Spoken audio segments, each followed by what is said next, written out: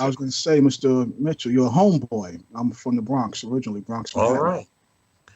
Well, yeah, I mean, your memories of 30 Rock as a kid are very similar to my memories. I mean, I just used to hang out there and sometimes even beg for tickets for Oh, my. whatever game show was going on at the time. Really? Well, I mean, if I may ask real quick, did you get a chance to see as many of the shows that were produced in New York? Oh, yes. Yeah, well, I'm probably a little older than you, but back in the 60s, virtually all game shows were either coming out of the Ed Sullivan Theater or 30 Rock. And Right, right. it was real easy to get in. And even you mentioned Jeopardy, those clues used to be on big blue cards, individually hand painted. And at the end of a taping of Jeopardy, Art Fleming was nice enough to stand there and sign the back of those and give them out to the audience. And I still have my big blue card. Oh, Wow, Mhm. that's amazing. Wow, that's incredible. And real quick, did you get a chance to see a recording of Password? No, that was the one show I never really did get to. Okay. I would have loved it though. yeah, absolutely. Well, it looks like the board is ready. All the stagehands have everything done back there. Let's hope we don't have no electrical fires. That's No, all no right. electrical fires today. I would sure love to see video of that. My grandmother was watching that day, and she told me all about it. I was in school. Mhm. She was also watching the day they gave a tour behind the board and everything. And I missed that. Wow. If I may, Mr. Mitch, I'd like to go back to that time with going to the studios. Oh, Uh, was this right. mostly during the summertime, or you tell me you didn't cut school? No, you know what I used to do? It was a lot during the summertime, yes, and also during like Christmas week when we would have a week, a full week off from school or Easter week. Um, yeah, it was just about any time I could, I would get down to 30 Rock. Very cool. Now, what years would these be? These would probably start at around 1965, 1966, Nice. thereabouts. Ooh. You get to see the original match game? I did many, many times. Yeah. No And kidding. actually, What's the ones I much like Michael was talking about, there was one point in time where when they would do the polling of the audience for the future audience matches, Yeah. they would also hand out like $5 and $10 prizes.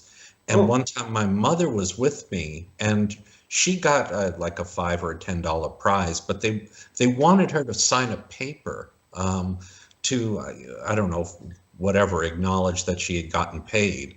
So while she was doing that, I took advantage of the ability to sort of run on the stage and look behind the contestants' booths and stuff like that. And I peeked backstage and I saw the set for Snap Judgment, Oh. sort of folded up and pushed in the back there. Uh-huh. No Isn't kidding. that? I love it. If I may ask, was this the Password Desk Snap Judgment set? If you No, recall. it was the original before they switched to the password format. Okay, because that's how I remember that program. I never saw the original format, but it struck me as odd that It was, Goodson, Time, and NBC would do that. But the only way I could understand it is considering at that point, of course, Password was canceled, and the format is so strong that maybe it would be good enough in the ratings, quote unquote. Sure. right, It was a right. good way Mike, to fill out the 13 weeks, I guess. you have a great memory, Mike.